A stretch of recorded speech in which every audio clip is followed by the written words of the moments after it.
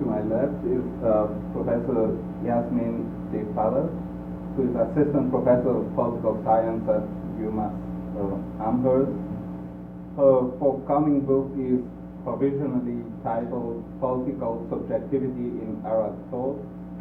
The book examines the different ways that modern Arab thinkers have theorized the formation and transformation of the subject of Arab politics. Through this examination, the book attempts to unsettle categories of tradition, authenticity, and modernity that have long haunted that body of thought, and to analyze the complex ways that these concepts have been interrogated by Arab thinkers. Professor Daifallah's other research interests include Islamic political thought, ancient and modern Western political thought, comparative political theory, postcolonial theory, and Middle East politics. She has also contributed book chapters on these topics to a number of edited volumes. Next is Professor Abdoumaliq Simone, who is research professor at the Max Planck Institute for the Study of Religious and Ethnic Diversity, visiting professor of sociology at Goldsmiths College, University of London, visiting professor at the African Center for Cities, University of Cape Town, research associate with the Rujak Center for Urban Studies in Jakarta, and research fellow at the University of Tarumanagara. His most recent books are City Life from Jakarta to Dakar, Movements at the Crossroads, and Jakarta, Drawing the City Near. Professor Simone has also developed a sustained critique of the concept of failed cities, a concept that is at the heart of counterinsurgency discourse today. And he has explored this in an article, for example, published in Social Text titled Emergency, Democracy, and the Governing Composite. And next is Professor Sohail Daulatzai, who is Associate Professor of Film and Media Studies and African American Studies here at PCI. His most recent book is Black Star, Crescent Moon, The Muslim International, and Black Freedom Beyond America. He has also contributed to publications such as Counterpunch and Al Jazeera. And recently he has written liner notes for the 2012 release of the 20th anniversary deluxe box set of Rage Against the Machine's self-titled debut album. And so how the conversation is going to go, so Professor Simone will speak for 10 to 15 minutes, and then Professor Daulatzai and Professor Daifallah will respond for 5 to 8 minutes, and then they can respond to each other, and then we'll, so for about 45 minutes, 50 minutes, we'll however long the conversation is going, and then we'll open for questions.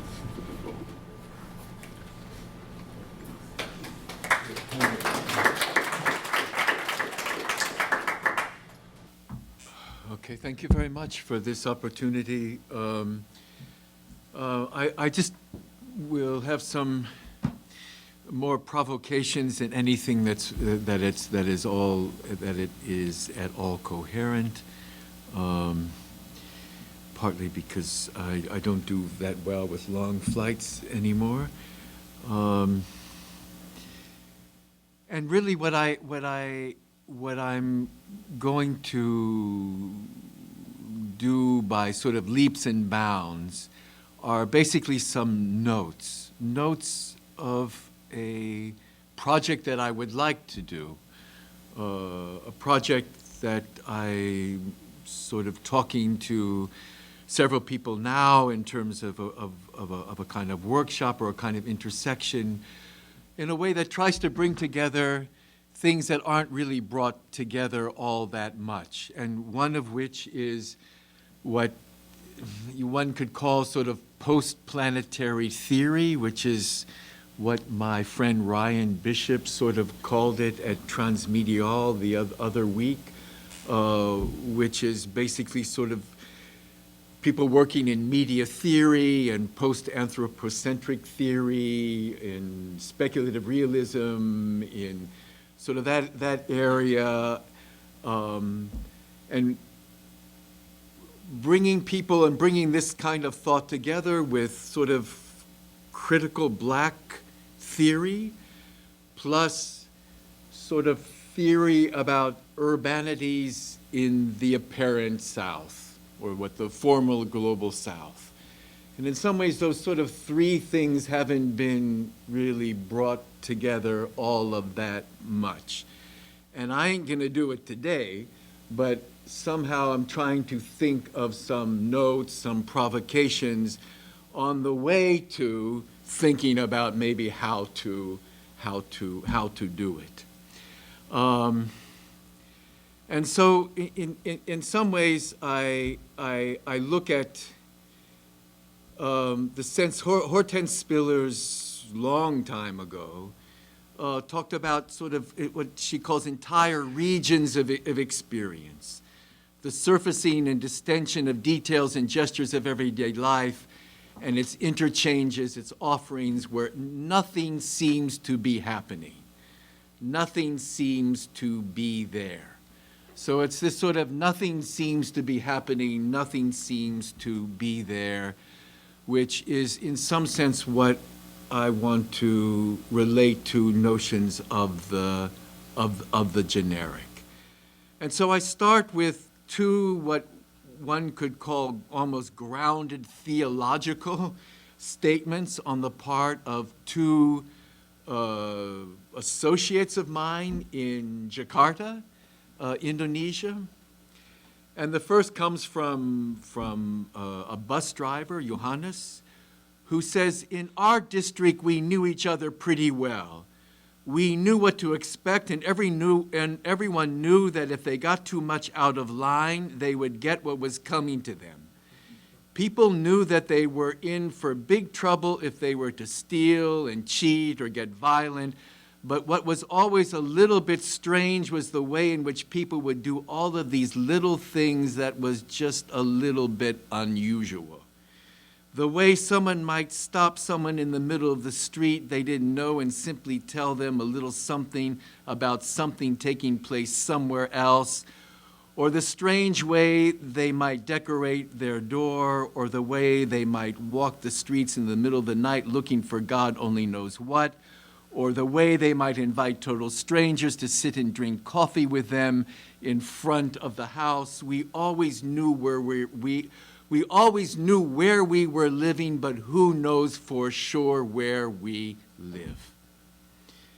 Second, another friend of mine, Abai, the unofficial manager of a fruit and vegetable market, pointed out, all of these small things were simply a way for us to get up the courage and to get familiar with attempts to make something big happen, to look at the places where we worked and lived as something more than that, as full of hidden secrets and mysteries that could be turned to something useful, and without it seeming that we were doing something big, because that would only get us into a whole lot of trouble with our neighbors, the police, and the authorities.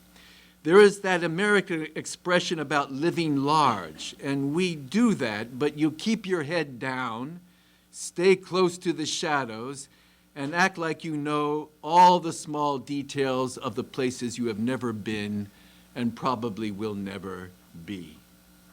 Now, I open with these two things. I center my comments on these two quotes from my two associates in Jakarta, because in the textures of everyday life, this opacity, the kind of opacity that they refer to, emerges not as some essential secret, not as a slippage in the watchfulness of residents, nor in their inability to discern what really is taking place.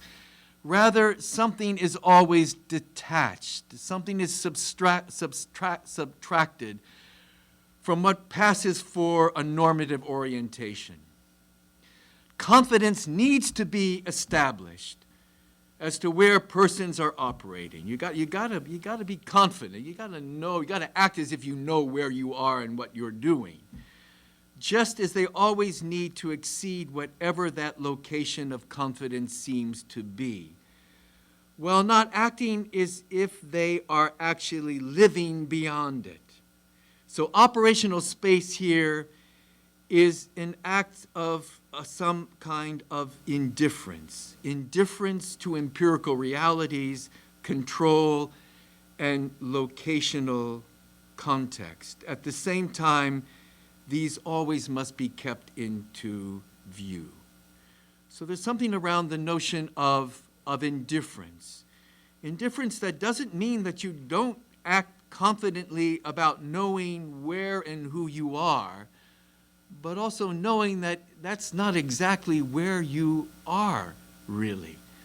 So in somehow, how do you manage that kind of position?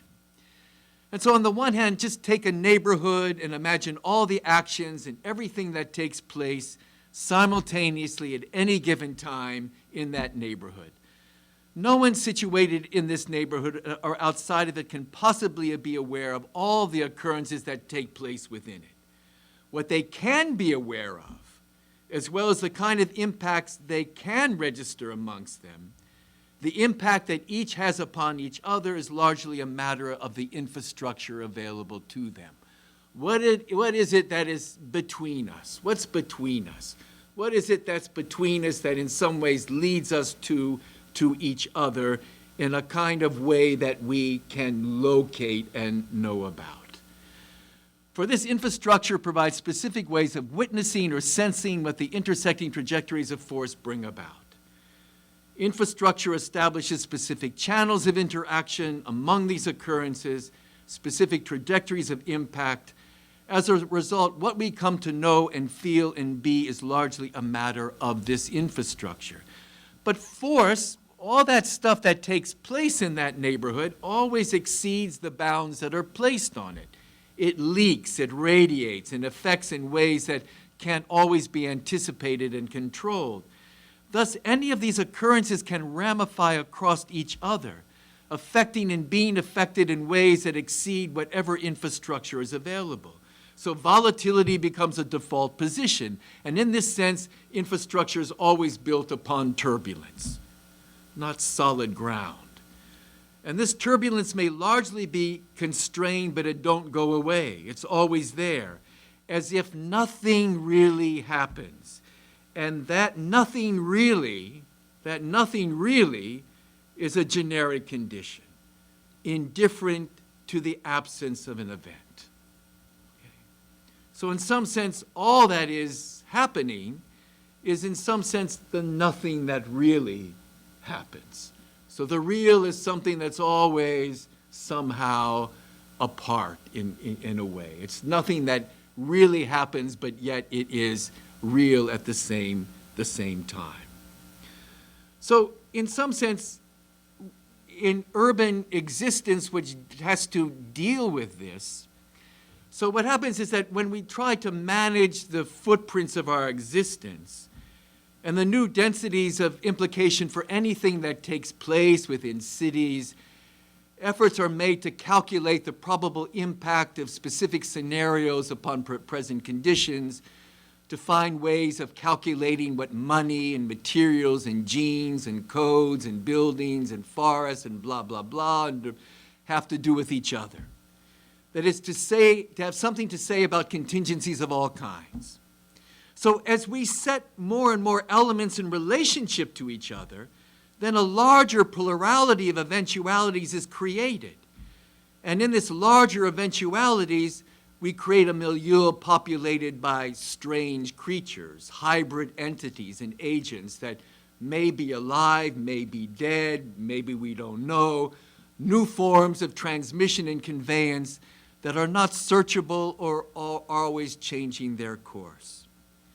So now in the sort of predominant form of urban governance through sort of digital and algorithmic governance, endeavor to guarantee specific decisions is itself predicated on operations which by their nature have no guaranteed course of action. The constant running of algorithms over and over again doesn't always predict what it is. It doesn't indicate its own solid ground. And while algorithmic operations attempt to affect what specific entities will do, they themselves need make no reference to a physical world. They bypass any form of representation and potentially discovering actualities for which they have no language. And so if this is the time of the urban, in a time when more of the world is urbanized, it's then a time when more people and things and images are present in cities and regions than at any other time. That is, if this is the time of the most intensive and extensive urbanization, you have things that are in some sense maximally present, that demand our attention, that overwhelm our cognitive capacities to actually live in such a crowded presence. That is, in some sense, what do we pay attention to? How do we decide what's important to pay attention to? When there's so many things to pay attention to, when things have so many different kinds of implications, when things tend to count so much, when we don't know exactly how to count, and when we're in some sense pluralizing the variables that we put in relationship to each other, which then give all of those kinds of things and items more significance than they ever had before, how do we decide what it is important to look at? How do we decide what to pay attention to? So everything can take on too much meaning, too much uncertainty. So in some sense, then, how do you decide what not to pay attention to? And my argument would be that that decision increasingly becomes an arbitrary one.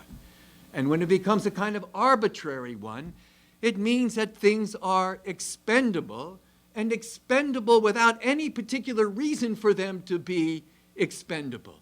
Expendability without legitimation. Expendability without justification. But that kind of expendability is not something somehow unknown to history, in a way. Not at all. And then I make this sort of big leap here to Fred Moten and Stefano Harney's a quote from the book on the uncommon, where they say, "In the trick of politics, we are insufficient, scarce, waiting in pockets of resistance in stairwells and alleys in vain. The false image and its critique threaten the common with democracy, which is only ever to come, so that one day, which is only never to come, we will be more than what we are." But we already are. We're already here, moving. We've been around. We're more than politics, more than settled, more than democratic. And so in some sense, part of this notion of expendability is a kind of subtraction. And there's a certain kind of distorted subtraction in an attempt to immunize against the inconsistency of urban living. So the intensification of the arbitrary and the expendable. The way in which so much of very intricate, entangled, heterogeneous urban life is in some ways made expendable or removed or subtracted and placed on the periphery in ways in which there are very limited opportunities for people to be re-entangled or re-differentiated in any significant way. So then I ask the question, what are there operations of compression creating new opacities in the midst of attempts to blanket the field with infrastructural inflation and glory? That is, this kind of sense of the spectacular in urban life, which seems to even go beyond speculation, which seems to even go beyond the sort of maximization of ground rent, which is in some ways a kind of testament to just this notion of the spectacular. Or are these things that can be worked with? And so here then I try to think about a term of generic blackness. And by generic blackness, I mean something that points to both the process of making expendable the practices of opacity that have long settled and unsettled popular working and lower middle class urban districts.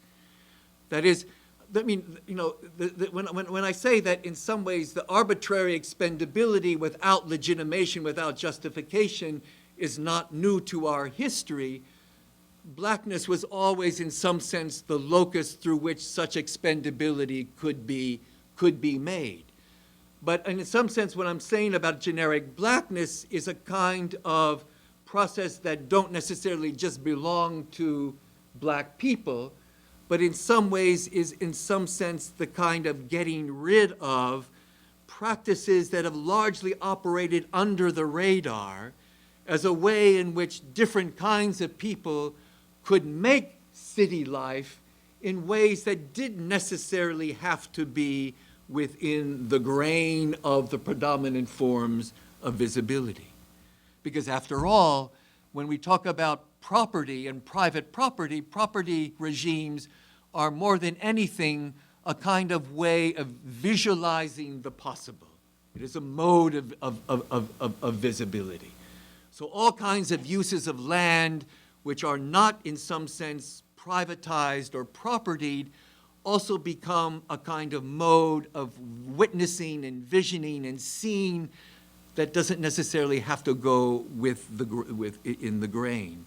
So generic blackness points to both this process of expendability and the continuation of the imperceptible yet obdurate city-making sensibilities that don't exist so much as alternative urban worlds or representational structures, but as corollaries or supplements to long histories of subjugation and modernization.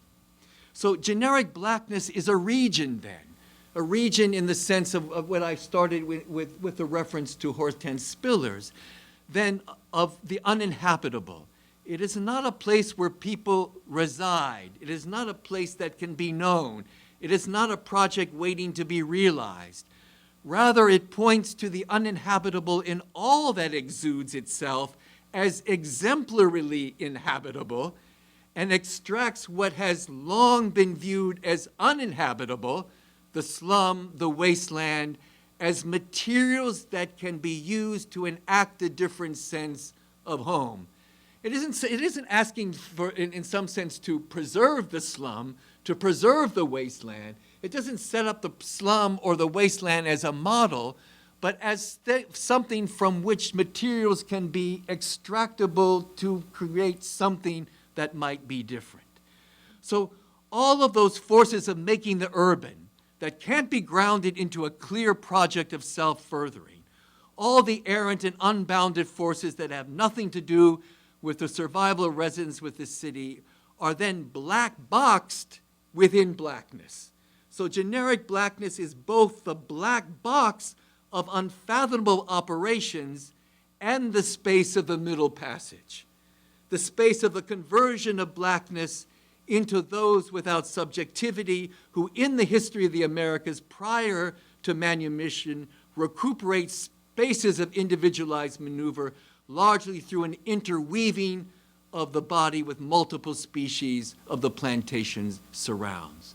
What Catherine McKittrick would call a kind of basis in which to honor the city differently.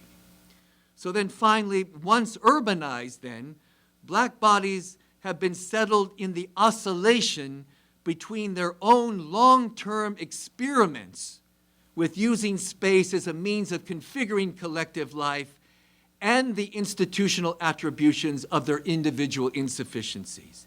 Yet blackness continues to point to the inexplicable and incalculable and traditions of care that appear to be critical practices in face of what Bernard Stiegler calls the generalized formalization of life. Since blackness means nothing but a decision undertaken without the need to justify it, it calls attention to the very existence of forces indifferent to the sustainability of the urban as a particular place of inhabitation. Thank you.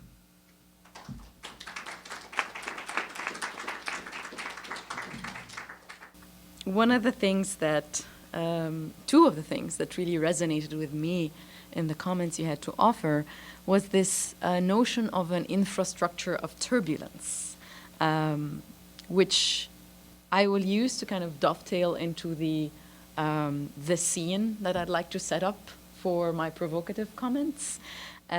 Although the scene that I would like to set up is not an infrastructure of turbulence in which the nothing is what's really there, but really where the event, and I'm going to talk about the event I have in mind shortly, masks the otherwise promising nothingness that might be there. So that probably sounds too obscure, and therefore let me go right away to the setup of the scene that I would like to use to offer my provocations. And the scene I was thinking about, given today's theme, was the kosher store shootings after the Charlie Hebdo massacre in January of this year.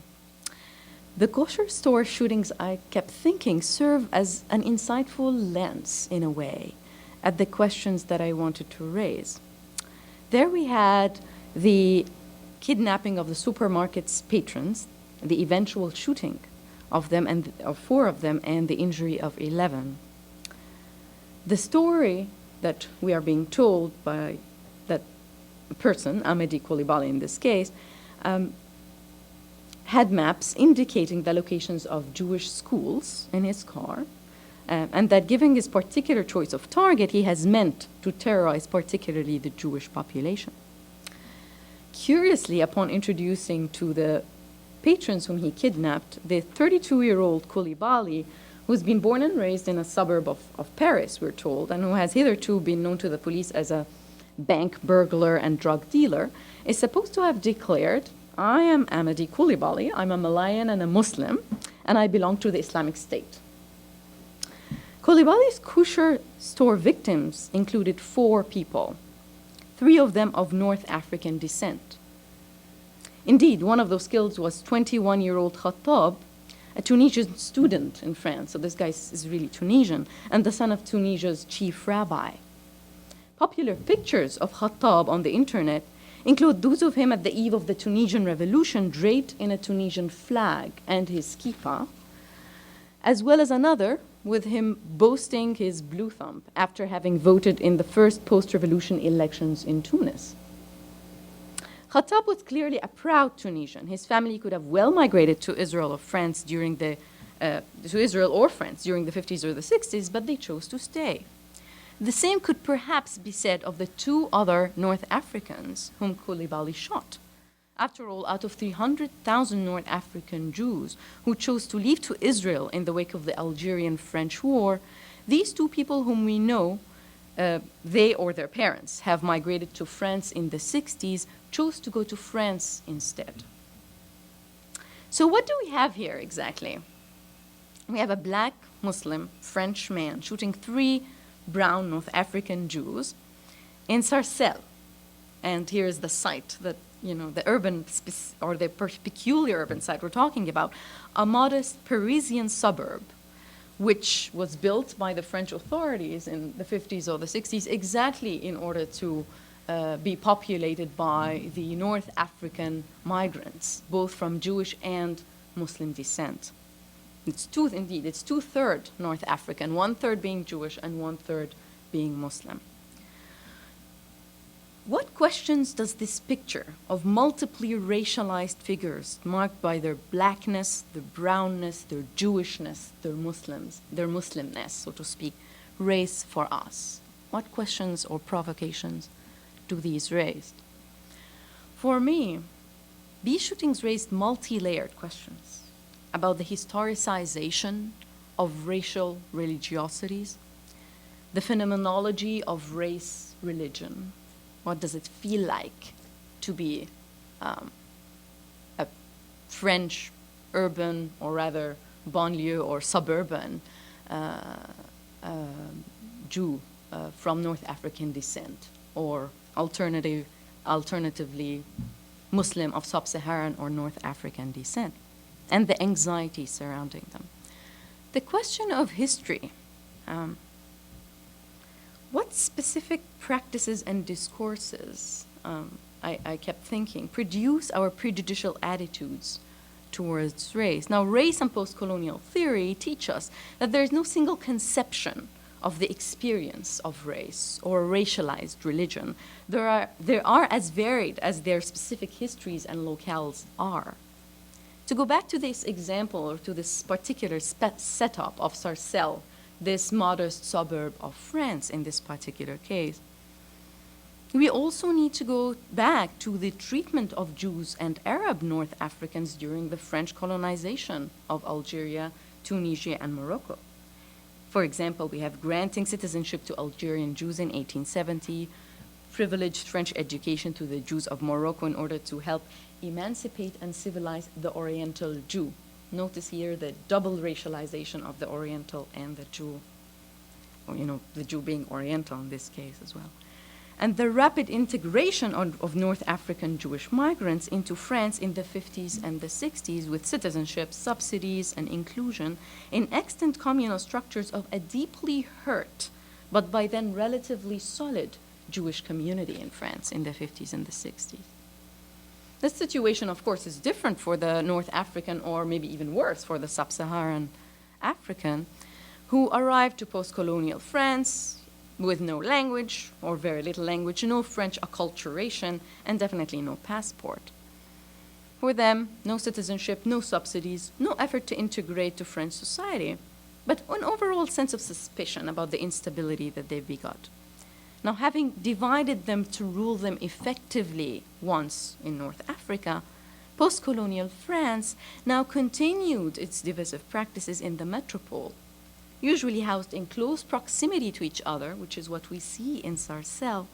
This differential treatment is something that, that looms large there. The racialization of Muslims, just like the racialization of French Jews in pre- and post-Napoleonic times, had a distinct history that needs to be kind of dealt with and thought, or added to the texture here.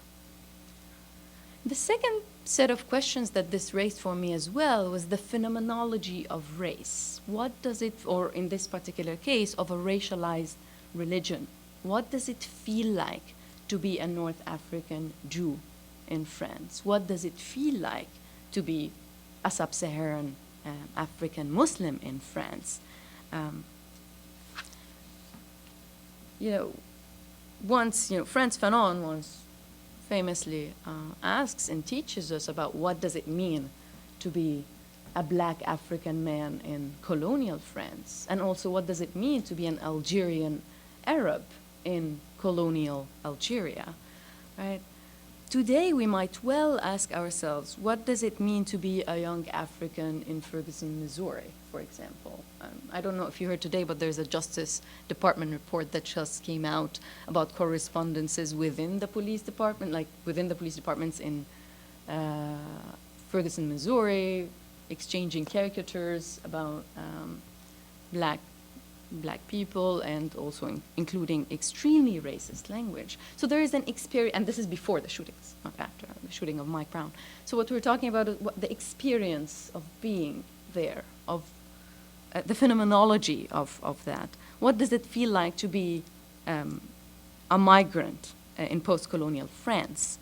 What happens when we add religious markers like the veil or the niqab or what have you, as an additional layer to this already racialized body?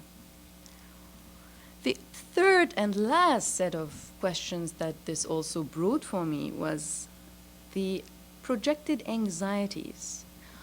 What does race tell us about ourselves? We being, in this particular case, the non-racialized, non-religioized, whatever, beings, if there are any such beings, but what do the ways that we conceive blacks, Muslims, Jews, Latinos tell us about our own anxieties? What are we projecting out there when we talk about the Muslim propensity for violence and brutality, or about the oppressiveness of the veil to Muslim women? What are we really talking about? What charges are we denying or mystifying? As we continue to make those assertions, of course, while always diluting them and being politically correct by demarcating the moderate Muslims from the extreme Muslims. How do these racialized religiosities, their visibility and the discourse around them, serve perhaps as something like a catharsis for us, a dilution of our fears about what the West is supposed to stand for? Freedom, equality, democracy, emancipation. In a very evocative book that she wrote, Anne Norton calls this the Muslim question, of course, tellingly tailored after the Jewish question of Marx. What does this question tell us? And not exactly, it's not, it shouldn't only be talked about as a Muslim question, but it could be any other racialized religion question. What does framing things like this way tell us about our own anxieties? Now, as a big disclaimer that I hope should be clear without even needing to make it, this is definitely not to, what can I say, justify or explain away or talk about any of these registers of the shootings or the anxieties of the West projected out there. Although somebody who looks like I do probably needs to make these apologies, perhaps. It's not to do that in the least, but rather to complicate and interrogate the categories, the mindsets that we use to think about these events around us, events that in their way mask or mystify perhaps a set of historical, experiential, and anxious or anxiety-ridden trajectories that are there, but that are never unearthed as constitutive part of the events, the tragic events themselves. Thank you. So first off, I want to thank David and the UCHRI for inviting me to be on the panel and engaging with you all. Very fascinating stuff, and for you all for coming.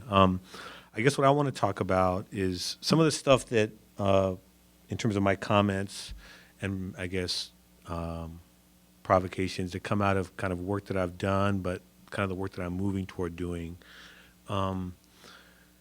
which is I'm working on my next project is a book on the 50th anniversary of the Battle of Algiers, which is next year, and really trying to read the kind of current moment, or at least even the last 15, through the film and the politics of the film, particularly, like, for example, for those of you who don't know, how the Pentagon kind of took the film in 2004 and screened it to its generals, and it's become kind of a training manual for how to do counterinsurgency as opposed to the anti-colonial thrust that the film was essentially, that produced the film, literally. So it's some of these questions that, like I said, I'm dealing with in my current project, but that kind of have traces to my previous project. And I think, thinking about some of the stuff that's been talked about here, we're in the article you wrote on failed cities, thinking about that in relationship to failed states in terms of like how that works. I guess for me, and I'll point out some kind of more contemporary empirical examples to kind of like get across my points, which is how do we think about different kinds of like geographies of violence, right, that kind of link particular spaces or urban spaces, or in the case of where I was born, the AFPAC frontier, which in fact might be the most overdetermined non-urban space in the world today. What does it mean to link these kinds of geographies of violence? And I'm talking about it in particular to the kind of emergence here in the U.S. Between the war on crime, as it was called, and the war on terror, the kind of convergence of these competing, in many ways, complementary discourses. The way in which sites of blackness, that is to say, the prison regime in the U.S., have given way to so-called black sites that the CIA uses abroad, and that not coincidentally, we find out in Chicago in what was called Holman Square, an off-the-books black site the Chicago Police Department used for its interrogations of, we can ostensibly believe, were black people who were brought in, right? So what are the kind of convergences and interrelationships between the war on crime and the war on terror? And I guess what one of the things I'm trying to suggest, and in the work that I'm doing through these geographies of violence, is to think about the racialization of these categories. Obviously, for those of us who know, and in my class, Mark is here and he knows, when we talk about the war on crime, obviously, we're talking about a very racialized category of the criminal, right? That clearly there are white criminals in this country. Some get elected to office. In fact, they probably all do. But when we say criminal, there's a very kind of racialized imaginary that gets put forth, which is around blackness. So that we know that though there are white criminals, quote unquote, it's the black criminal, quote unquote, that gets policed, surveilled, prosecuted, tortured, and even killed based on being a suspected criminal, right? So that, as I'm suggesting to you, crime is very much a racialized category in the U.S. Similarly, so is the category of the illegal immigrant, right, quote unquote. That's a very racialized category. Clearly, there are immigrants who come from Canada who are undocumented, and while they might technically be illegal, they're not going to be prosecuted and surveilled, and the political capital generated to police them and the drones that are going to be used to fly over the U.S.-Canadian border are going to pale in comparison to the kind of militarization of the U.S.-Mexico border. So illegal becomes a kind of proxy for talking about race. And so I guess what I'm trying to suggest, too, is that so, too, is the word terror. Terror, too, is also race thinking. It's a way of thinking about race and exercising particular individuals or histories outside of a political community. Historically, we can talk about that within the West in terms of how, non-European bodies were exterminated or at least excluded from the political community of liberalism. And so what I'm suggesting is that in many ways, terror talk today is a very convenient way in a so-called post-racial society to do race talk. That terrorism has become, in many ways, the 21st century way of saying savage. And you can see that through the billboards used by the Zionists about civilization and savagery, barbarism, et cetera. Our good friend Netanyahu was in Congress yesterday invoking these same kind of signifiers. And so I'm really interested in the way in which terror has become, and the logic of terror, the paradigm of the war on terror, as this securitizing discourse globally, right, has become a way of doing race thinking and death making, right? And that terrorism in many ways not only excises, like I said, members out of a political community, but delegitimizes, undermines, and even polices the boundaries of dissent, right? Much in the same way that during the war on crime, the category of crime or the criminal made all black people suspect, as does, especially in places like Arizona, the category of the illegal makes all brown-looking people suspect. And you can imagine the kind of extension of this to the language of terror and who it makes suspect. So, we can begin to see this kind of convergence between the war on crime and the war on terror, as I mentioned in the example of Chicago. We can also look at the NYPD, who has an office in Tel Aviv, and whose current police commissioner, Chief Bratton, has formed a new anti-terrorism police squad called the Strategic Response Group to handle what he calls large-scale protests, right? Akin to what he said, it is designed, this is quote Bratton, it is designed for dealing with events like our recent protests, he's talking about the ones in New York about Black Lives Matter and Ferguson, or incidents like Mumbai, he's talking about the attack on a Mumbai hotel years ago, or what happened in Paris. He's talking about Charlie Hebdo. And he's talking about this kind of basically paramilitary entity within the NYPD that's going to do specifically targeted anti-terror kind of work. But we don't have to go to Chicago or New York. I've been involved here in Los Angeles with LAPD, and before Bratton went back to New York, he was the police chief here. And as I wrote about in my last book, was lobbying Congress to do and make Los Angeles the kind of interface between local policing nationally and the Department of Homeland Security. And he succeeded, ostensibly, and succeeded in making LAPD the kind of laboratory for how DHS was going to do quote-unquote counterterrorism activity. And a whole host of money came in where the LAPD was going to try out all kinds of means and methods to kind of police Muslim communities in particular. But, of course, as I'm suggesting, the language of terror now has kind of spilled over and expanded beyond Muslim-looking people or Muslims, right? It has become, in many ways, a lubricant to, further criminalize black and brown communities.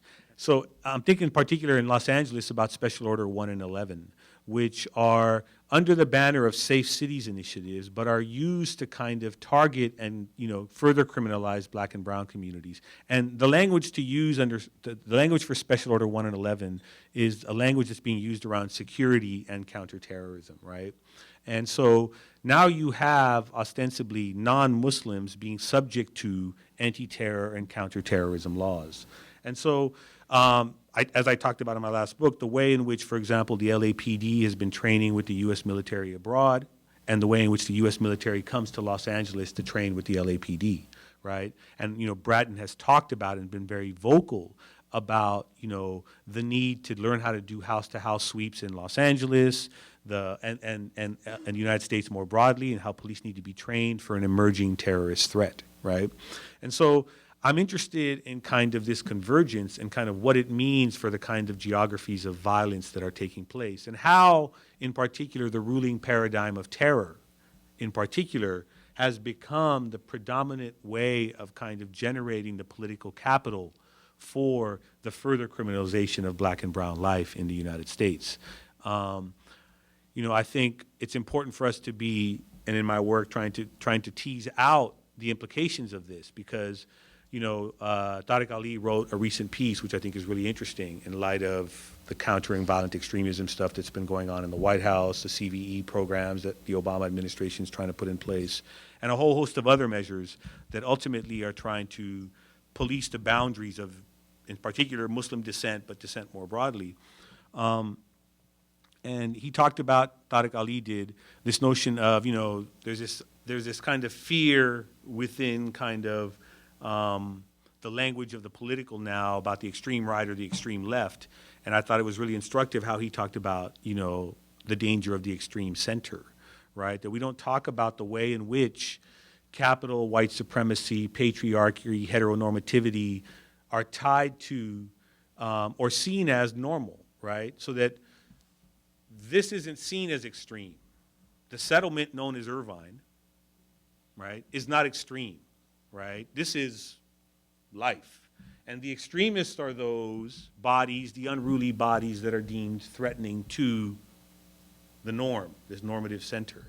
And I think it's really important for us to kind of decenter that. And I'm interested in the ways in which the kind of ruling paradigm of terror as this new model of policing, and to bring it back to the Battle of Algiers, because in many ways that was the first urban guerrilla war, right, that was fought. So what does it mean in the context of highly concentrated urbanism, the move to kind of further police cities? What does it mean, or what kind of lessons can we learn from either a film like The Battle of Algiers, the struggles of the FLN in terms of like how urban guerrilla wars were fought? So I'll leave it at that, and hopefully we can get into more conversation. But thank you for your time.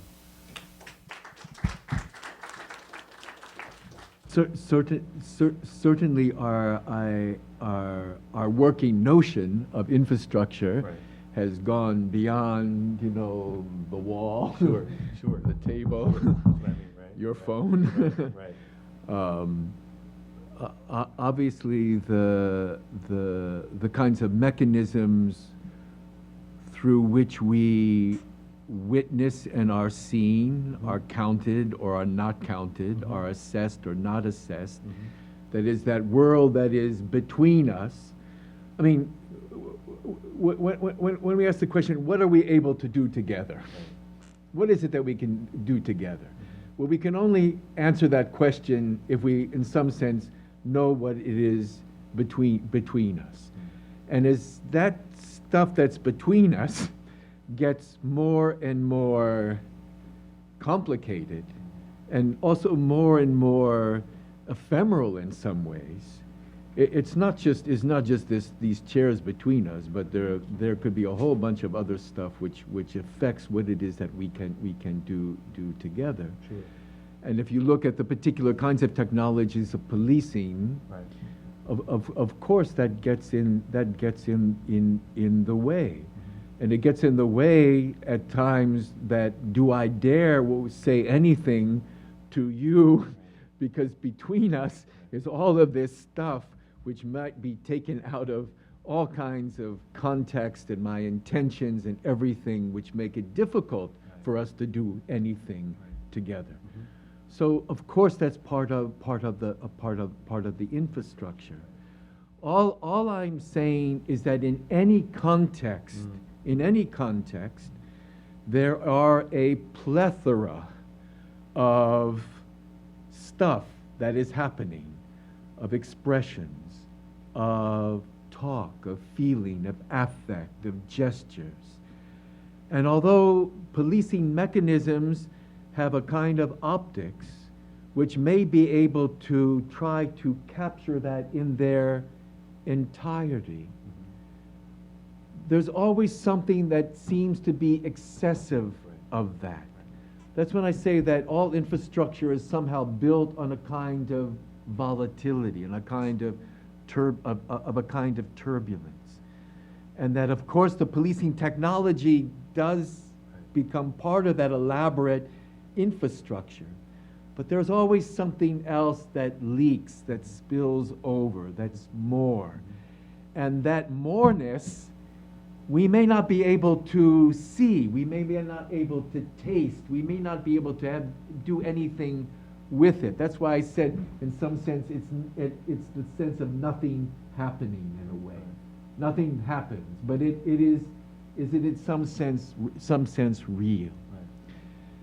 So my concern somewhat is that to what extent does that give even a limited platform on which it is possible for people to do things with each other